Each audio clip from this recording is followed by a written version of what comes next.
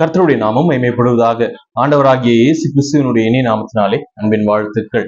இன்றைக்கு காலை வேளையில நம்முடைய தியானத்திற்காக நாம் தெரிந்து கொண்ட வேதாகம பகுதி எபிரேயனுடைய புத்தகம், அதனுடைய 13வது அதிகாரம், அதனுடைய 5வது வசனம். சரியா? நான் இதை வாசிக்கிறேன். நீங்கள் பண ஆசை இல்லாதவர்களாய் நடந்து உங்களுக்கு இருக்கிறவைகள் போதும் என்று எண்ணுங்கள். நான் உன்னை விட்டு விலகுவதும் இல்லை, உன்னை கைவிடுவதும் இல்லை என்று அவர் சொல்லி இருக்கிறாரே என்கிற இந்த வசனம். இதுல இருந்து 3 முக்கியமான காரியங்களை நாம் இன்றைக்கு சிந்திக்க போகிறோம். முதலாவதாக இந்த வசனம் நமக்கு சொல்லக்கூடிய காரியம் என்னவென்று சொன்னால், நாம பண ஆசை இல்லாதவர்களாக காணப்பட வேண்டும். பணத்தின் மீது ஆசை இல்லாதவர்களாக, பணத்தின் மீது மோகம் இல்லாதவர்களாக நாம காணப்படணும் அப்படிங்கிறதுதான் இந்த வேதாகம வசனம் நமக்கு தெளிவாக சொல்லக்கூடியதாக இருக்கிறது.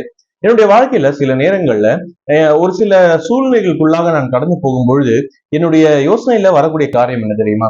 எப்படியாச்சும் நிறைய பணம் சம்பாரிச்சிடணும். ஒருவேளை நிறைய பணம் சம்பாதித்து விட்டோம் அப்படின்னு சொன்னா இந்த பிரச்சனைகள் எல்லாமே தீந்துரும். பணம் அப்படிங்கிற ஒரே ஒரு விஷயம் மட்டும்தான் இது எல்லாவற்றிற்கும் தடையா இருக்கிறது அப்படின்னு சொல்லி நான் அநேக நேரங்கள்ல யோசித்தது உண்டு.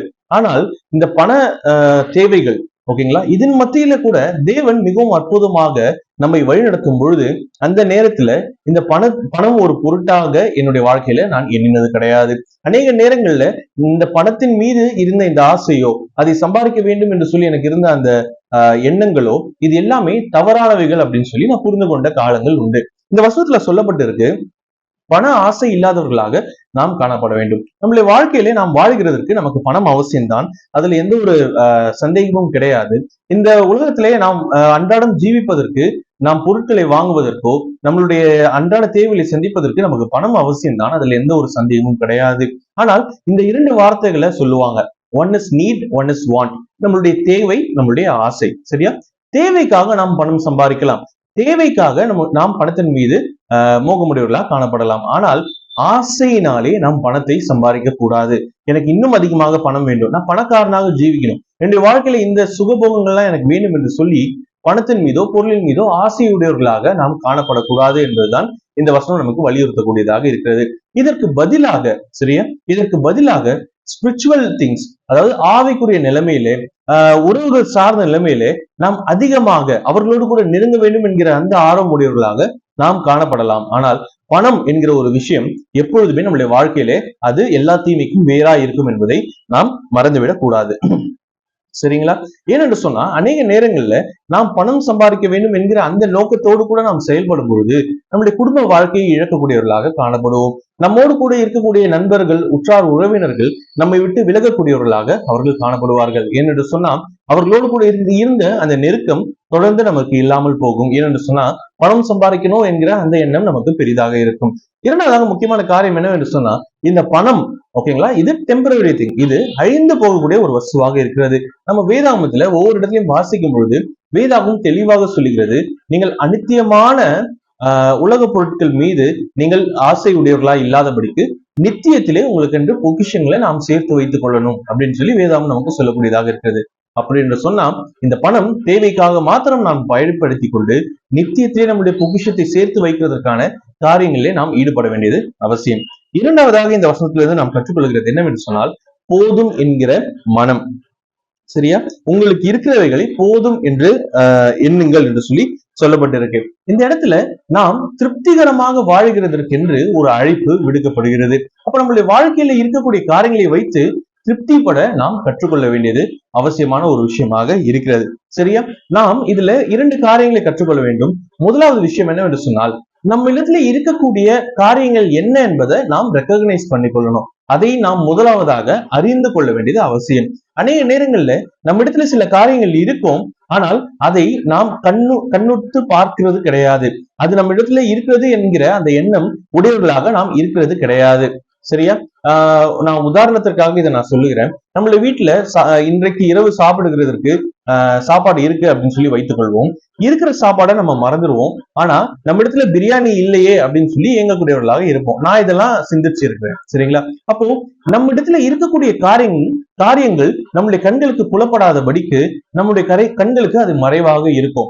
நம்ம வேற ஒரு விஷயம் இல்லை என்கிறதை குறித்துதான் நம்ம அநேக நேரங்களில் சிந்திக்கக்கூடியவர்களாக இருப்போம். நம்ம இடத்துல எது இல்லையோ அதை தான் நம்மளுடைய மனம் தேடக்கூடியதாக அநேக நேரங்களில் காணப்படும். இப்படி இல்லாதபடிக்கு நம்ம இடத்துல என்ன இருக்கிறது என்பதை நாம் கண்டு கொள்ளும்படியாக, அதை நாம் அறிந்து கொள்ளும்படியாக நாம் இருக்க வேண்டியது அவசியமான விஷயம்.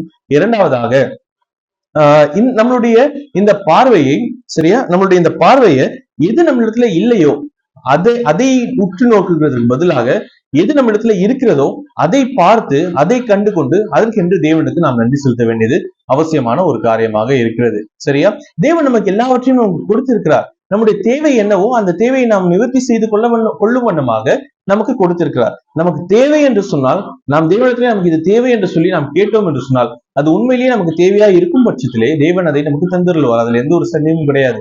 ஒருவேளை இன்னும் நம்முடைய வாழ்க்கையில அதை அவர் அனுமதிக்கவில்லை என்று சொன்னால், அது நமக்கு தேவைப்படக்கூடிய ஒரு விஷயமாக இல்லை என்பதை நாம் புரிந்து கொள்ள வேண்டியது அவசியம். அப்போ இருக்கக்கூடிய காரியங்களை வைத்து நாம் சந்தோஷப்பட கற்றுக்கொள்ள வேண்டும். வேதத்துல வாசிக்கிறோம் இல்லையா, போதும் என்கிற மனதுடனே கூடிய தேவ பக்தி தான் நமக்கு மிகுந்த ஆதாயம்.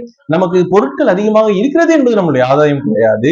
நம்மளுடைய தேவைக்கு நமக்கு தேவைப்படுகிற எல்லா பொருட்களும் நம்ம இடத்துல இருக்கிறது என்று சொல்லிக் கொள்வதில்தான் நமக்கு ஆதாயம் இருக்கிறது என்பதை வேதவசனம் நமக்கு தெளிவாக சொல்லுகிறது. சரியா, மூன்றாவதாக, நான் உன்னை விட்டு விலகுவதும் இல்லை, உன்னை கைவிடுவதும் இல்லை என்று சொல்லி தேவன் சொல்லியிருக்கார் என்று சொல்லி ஒரு ப்ராமிஸ், ஓகேங்களா, ஒரு வாக்குத்தத்தம் நமக்கு இந்த இடத்துல கொடுக்கப்பட்டு இருக்கிறது. ஓகேங்களா, அப்போ தேவன் ஒரு காரியத்தை வாக்கு பண்ணியிருக்கிறார். என்னவென்று சொன்னா, நாம் எந்த நிலைமையில இருந்தாலும் சரி, நாம் பணம் இல்லாதவர்களாக இருந்தாலும் சரி, ஓகேங்களா, நம்ம இடத்துல அநேக பொருட்கள் இல்லாதவர்களாக நாம் இருந்தாலும் சரி, தேவன் நம்மை விட்டு போகிறது கிடையாது. உலக மனிதர்கள் அநேக நேரங்களில் நம்ம இடத்துல பணம் இல்லை என்று சொன்னாலும், நம்ம இடத்துல ஒரு வீடு, பொருட்கள், கார்லாம், பங்களாலாம் இல்லை என்று சொன்னால் நம்ம விட்டு போகக்கூடியது அது இயல்பு. ஆனால் கர்த்தர் இங்க சொல்லுகிறார், இதெல்லாம் இல்லைனாலும் நான் உன்னை விட்டு விலகுவதும் இல்லை, உன்னை கைவிடுவதும் இல்லை என்று சொல்லி கர்த்தர் நமக்கு வாக்குத்தத்தம் பண்ணியிருக்கிறார். அப்படிங்கிற பட்சத்திலே நமக்கு மிகுந்த பொக்கிஷமாகிய கர்த்தரை நம்மோடு கூட உடையவர்களாய் நாம் இருக்கும் பட்சத்திலே நாம் இந்த காரியங்களை குறித்து கவலைப்பட வேண்டிய அவசியம் கிடையாது. அப்போ நாம் பணத்தை வெறுக்க வேண்டும் என்று சொன்னால், சரியா, பணம் ஆசை இல்லாதவர்களாய் நாம் இருக்க வேண்டும் என்று சொன்னால், நம்ம இடத்துல இருக்கக்கூடிய காரியங்கள் நமக்கு போதும் என்று சொல்லி நாம் என்ன வேண்டும் என்று சொன்னால், கர்த்தர் நம்மோடு இருக்க வேண்டியது அவசியம். இன்னொரு வகையில சொல்ல வேண்டும் என்று சொன்னால், கர்த்தர் நம்மோடு இருப்பார் என்று சொன்னால் பண ஆசை நமக்கு இருக்காது, போதும் என்கிற மனம் நமக்கு இருக்கும் என்பதையும் நாம் புரிந்து கொள்ள வேண்டும்.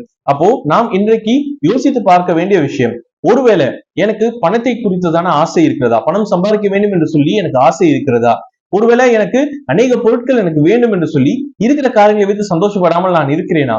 அப்படி என்று சொன்னால் கர்த்தர் என்னோடு கூட இருக்கிறாரா என்பதை நான் கேள்வியாக கேட்டு பார்க்க வேண்டும். இன்னொரு வகையில, கர்த்தர் என்னோடு இருக்கிறார் என்று சொல்லி நான் முழு நிச்சயமாய் நம்புகிறேன், அதை நான் உணர்கிறேன், அனுபவிக்கிறேன் என்று சொன்னால், இந்த இரண்டு காரியங்கள் என்னிடத்திலே நெருங்காதபடிக்கு நான் என்னை பார்த்து கொள்ள வேண்டும். இந்த இரண்டு காரியங்களையும் நாம் நினைவில் வைத்து வாழ வேண்டியது அவசியம். அப்போ இந்த வசனம் நமக்கு கற்றுக் கொடுக்கக்கூடிய காரியங்கள் மூன்று. முதலாவதாக, நாம் பண ஆசை உடையவர்களாக இருக்கக்கூடாது. இரண்டாவதாக, நம்ம இடத்துல இருக்கக்கூடிய காரியங்களை நாம் போதும் என்கிற அந்த மனதோடு கூட ஏற்றுக்கொள்ள வேண்டும்.